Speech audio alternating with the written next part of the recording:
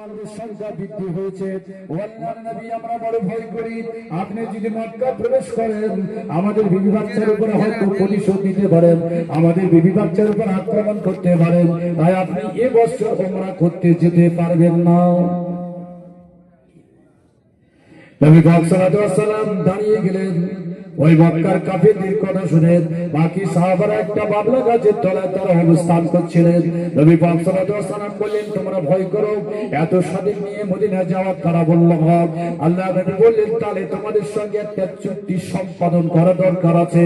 মক্কার পরিবেশ কেমন, মদিনার পরিবেশ তোমরা দেখতে পারো, মক্কার পরিবেশ কেমন আমার দেখার প্রয়োজন আছে।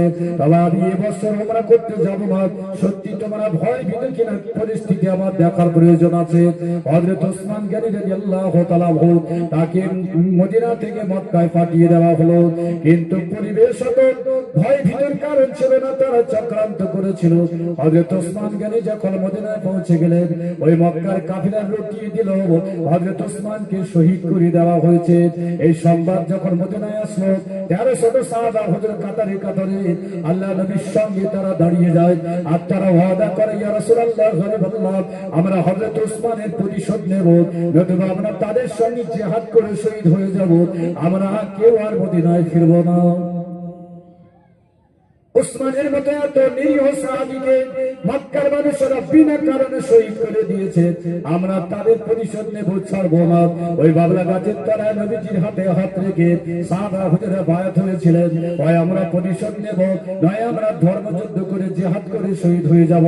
কোরআন পাকের আয়াত অবতীর্ণ হলো, ইন্নাল্লাযীনা ইউবাইনুকা ইন্নামা ইউবাইনুল্লাহ ইয়াদুল্লাহ ফাওকা আইদিহিম। আয় আমার নবী, যারা আপনার হাতে হাত রেখে বায়াত হয়েছে, হাকিকাতে তারা আল্লাহর হাতে হাত রেখে বায়াত হয়েছে, বলুন সুবহানাল্লাহ। এই জায়গায় একটু মতবিরোধ আছে। তাহলে আরবিতে ইয়াদ মানে ইয়াদুর মানে হাত, ইয়াদুর মানে হাত। তাহলে ইন্নাল্লাযীনা ইউবাইনুকা ইন্নামা ইউবাইনুল্লাহ, আপনার কাছে যারা বায়াত হয়েছে হাকিকাতে আল্লাহর কাছে বায়াত হয়েছে। ইয়াদুল্লাহ ফাওকা আইদিহিম, তাদের হাতের উপর আল্লাহর হাত আছে। তাহলে কোরআনে যখন আল্লাহ পাক নিজের হাত আছে বলেছেন, তাহলে আল্লাহ পাকের হাত ধরতে হবে আছে। একজন মানুষ তারা এইভাবে মূল্যায়ন করেন, আল্লাহর চোখ আছে মানুষের যেমন চোখ আছে, আল্লাহর হাত আছে মানুষের যেমন হাত আছে। কিন্তু কোরআন থেকে এসেছে, কুল্লু শাইইন হালিকুন ইল্লা ওয়াজহু লাউল হুকমা সুম্মা ইলাইহি তুরজাউন। আমাদের ছোটবেলার চোখ একরকম, যৌবনের চোখ একরকম, আর বয়স্ককালের চোখ একরকম, বুড়ো বয়সের চোখ একরকম, সব পাওয়ার কমে বাড়ে বুঝি। তাহলে আমাদের চোখের মৃত্যু আছে, আল্লাহর যদি চোখ থাকে আল্লাহর চোখ মরে যাবে? আমাদের তো হাত ধ্বংস ছিল, তাহলে আল্লাহ পাকের কি হাত ধ্বংস হবে? সেই জন্য আল্লাহ পাকের কোন আকার নির্ধারণ করা মুসলমানদের জন্য কর্তব্য না। আল্লাহ পাকের আকার ধারণ করলে সেটা শিরক হয়ে যাবে। তো কিছু মানুষ আছে পৃথিবীতে তারা ওয়াজ নিষেধ করে এবং বলে কোরআনে যখন আছে বলবো না কেন। তাফসীরে জালালাইন শরীফ এসেছে ইয়াদুল্লাহ ফাওকা আইদিহিম, যার অর্থ হলো আয় কুওয়াতুলিল্লাহ, আপনার হাতে যারা হাত রেখেছেন হাকিকাতে তাদের হাত আল্লাহর হাতের অর্থ হলো ওই সাহাবীদের হাতে, সাহাবীদের সঙ্গে আল্লাহ পাকের কুওয়াত বা ক্ষমতা, তাদের সহযোগিতা করবেন জিহাদের জন্য, বলেন সুবহানাল্লাহ। এখানে আল্লাহর হাত অর্থ হচ্ছে কুওয়াত মানে শক্তি, এজন্য আল্লাহর হাত হাত ধরা যাবে। তো এই সাহাবীরা যখন বায়াত হলেন, ওই মক্কার কাফেররা তারা দেখলো মুসলমানদের প্রতিরোধ করা যাবে না, সুতরাং একটা চুক্তি করতে হবে। এই 6ষ্ঠ হিজরিতে চুক্তি হয়েছিল, 10টা শর্ত ছিল। এই চুক্তির মধ্যে একটা চুক্তি হলো, নবীজি আপনি মক্কায় যেতে পারেন, 3 দিনের বেশি থাকতে পারবেন না। আল্লাহ নবী তাই মেনে নিলেন। বাকি চুক্তি হলো 10 বছর মক্কার কাফেরদের সঙ্গে মুসলমানদের কোন লড়াই, কোন জিহাদ হবে না, চুক্তি হয়ে গেল। আরো বাকি চুক্তি আছে। হযরত আলী রাদিয়াল্লাহু তাআলা চুক্তি লিখলেন, কাফেরদের পক্ষে থেকে ছিল সুহাইল বিন আমর।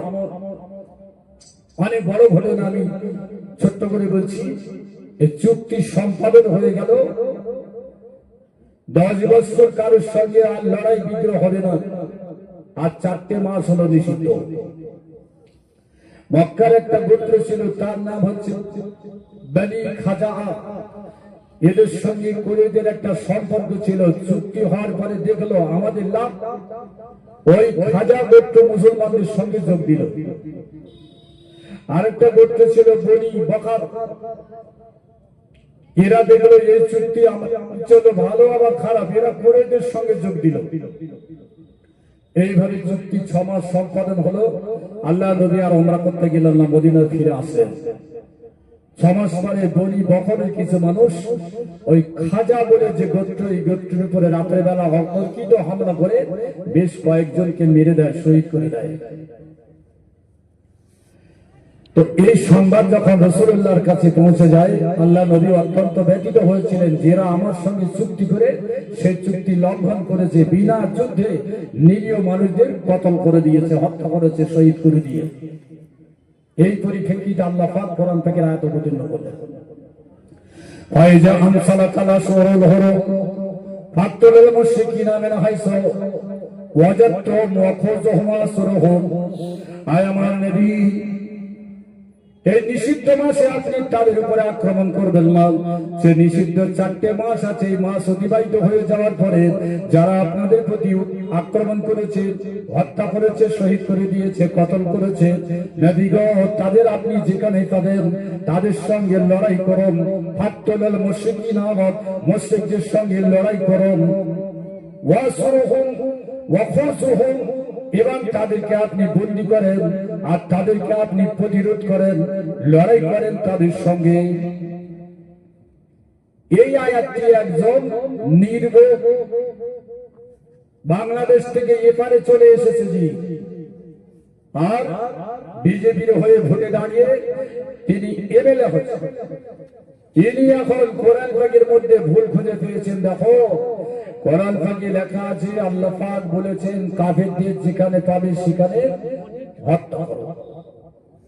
1 নম্বর। 2 নম্বর, মুসলমান যে কোরআন মানে, এই কোরআনটা হলো ডুপ্লিকেট কোরআন। অরিজিনাল যে কোরআন, সেই কোরআন বদরের যুদ্ধে পুড়ে ছাই হয়ে গেছে। আর মুসলমানরা যে কোরআন মেনে চলছে 27 জন শয়তান লিখেছে, নাউজুবিল্লাহ। তো এই আয়াত যে পরিপ্রেক্ষিতে অবতীর্ণ, যাকে আরবিতে বলে শানে নজুল, ওলামারা জানেন যে পরিপ্রেক্ষিতে আল্লাহ পাক অবতীর্ণ করলেন, এখানে কোন হিন্দুর নাম কোরআন পাকে নেই। বাংলাদেশ, ভারত আর নেপাল ছাড়া সারা পৃথিবীতে কোনো জায়গায় হিন্দু নেই। তাহলে অপপ্রচার চালানো হচ্ছে যাতে 26-এ ভোটের আগে কিছু একটা দাঙ্গা লাগানো যায়, আর 2-4টে মুসলমান যদি এই অবস্থায় ক্ষতির মধ্যে পড়ে। তো আল্লাহ পাক জানিয়ে দিলেন, নিষিদ্ধ মাস অতিবাহিত হওয়ার পরে যারা অত্যাচার করেছে, ফাকাতুল মুশরিকিনা ওয়াজাদতুম মিন হাইসু ওয়াজাদতুম। এই কাদের শব্দের অর্থ এখানে হত্যার জন্য ব্যবহার হয়নি, এখানে ব্যবহার করা হচ্ছে তাদের সঙ্গে লড়াই করো এবং তাদের পথ বন্ধ করো, প্রতিরোধ করো, অবরোধ করো। আর মুশরিক মানে কি? যারা গাছ পুজো করে, যারা পাথর পুজো করে, যারা মাছ পুজো করে, আগুন পুজো করে। কোরআন পাকে কোন জায়গায় আল্লাহ পাক এরকম আয়াত দেয়নি যে হিন্দুদের পারোয়ার মার। যদি তাই হতো, অর্থ যদি এটাই হয়, তাহলে ওই নির্বচ্ছর জানা নেই 1000 বছর মুসলমানরা ভারতে রাজত্ব করেছেন, কোরআন মুসলমান বাদশাহীরা শাসন করেছেন, ওলামাগণ তাদের সহযোগিতা করেছেন। যদি বিধর্মীদের মানা কোরআনে লেখা থাকতো, ভারতবর্ষের সংখ্যালঘু হিন্দু হতো না এখন সংখ্যাগরিষ্ঠ আছে বলে। কথা ঠিক আপনারা বুঝতে পারছেন না? আল্লাহ যদি বিধর্মীদের মানার নির্দেশ দিতেন, এই সময়ে শত শত বিধর্মী সৌদিতে চাকরি করতে পারত। এই ভারতবর্ষের প্রধানমন্ত্রী এখানে ঐতিহাসিক মসজিদ ভেঙে দেয় আর শারজায় গিয়ে মন্দির তৈরি করে, যার নিজের দেশে মসজিদ ভাঙে আর মুসলিম রাষ্ট্রে গিয়ে সেখানে মন্দির বানাচ্ছে। মুসলিম রাষ্ট্র নেতাগুলো কিন্তু দ্বিচারিতা করেনি। কোরআন যদি বিধর্মীদের মানার কথা বলে, তাহলে মুসলিম রাষ্ট্রে হাজার হাজার বিধর্মী ভারতীয় তারা চাকরি বাকরি করছে, একটাও কে তারা তো বাঁচিয়ে রাখতো না কোরআন আইন বাস্তবায়নের জন্য। জি তো এটা হলো এক ধরনের অপবাদ। বাকি আমি আর দুটো তথ্য দেব, হয়তো আপনাদের একটু বুঝতে অসুবিধা হচ্ছে। হযরত পাক সাল্লাল্লাহু আলাইহি ওয়াসাল্লাম যখন 40 বছর বয়স, সেই সময় নবী পাক সাল্লাল্লাহু আলাইহি ওয়াসাল্লামের প্রতি কোরআন পাকের আয়াত অবতীর্ণ হয়েছিল হেরা গুহায়, আমরা জানি।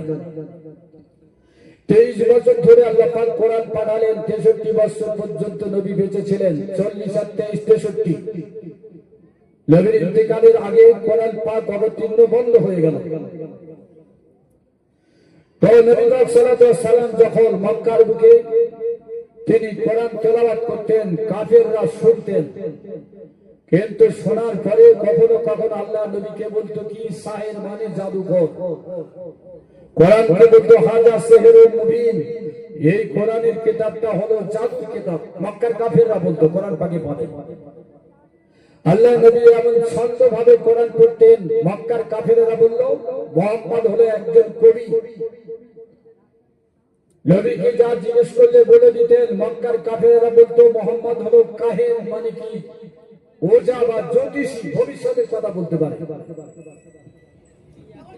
তো এইভাবে আল্লাহ নবীকে অপবাদ দেওয়া হয়েছিল। এখন সেই রকম অপবাদ ভারতবর্ষে দেওয়া হচ্ছে। তো আল্লাহ নবীর প্রতি এই কোরআন অবতীর্ণ হলো 63 বছর 23 বছর ধরে। সাহাবা হুজুরা লিখলেন খেজুর গাছের ছালে, কোরআন লিখলেন উটের হাড়ে, ছাগলের হাড়ে, কোরআন লেখা হলো চামড়ায়, কোরআন লেখা হলো খেজুর গাছের পাতায়।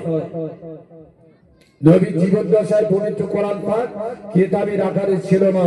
তাহলে বদরের জন্য কোরআন পড়ে গেল কোন কোরআন? নবী পাক সাল্লাল্লাহু আলাইহি ওয়াসাল্লাম মক্কা থেকে মদিনায় হিজরত করেছিলেন 53 বছর বয়সে। 40 বছর নবী নবুয়ত পেলেন, 13 বছর মক্কায় আর 10 বছর হলো মদিনায়। নবীজির বয়স যখন 54 বছর, সেই সময় ইসলামের প্রথম যুদ্ধ হয়েছিল, যার নাম হচ্ছে বদরের যুদ্ধ। তাহলে নবীর জীবদ্দশায় হাড়ে, চামড়ায়, খেজুরের পাতায়, খেজুর গাছের ছালে কোরআন শরীফের আয়াত বিক্ষিপ্ত ভাবে লেখা ছিল। নবীজির 54 বছর বয়সে বদরের যুদ্ধ হলো, তখন কোরআন কিতাবের আকারে আসেনি। তাহলে বদরের যুদ্ধে কোরআন কিভাবে পড়ে গেল? কিন্তু এইভাবে তো অন্যান্য বিধর্মীরা তারা ইসলামের ইতিহাস সাজিয়ে গুজিয়ে পড়ে না। তারা বলছে যা বলেছে ঠিক বলেছে, ওদের কোরআন হচ্ছে ডুপ্লিকেট কোরআন।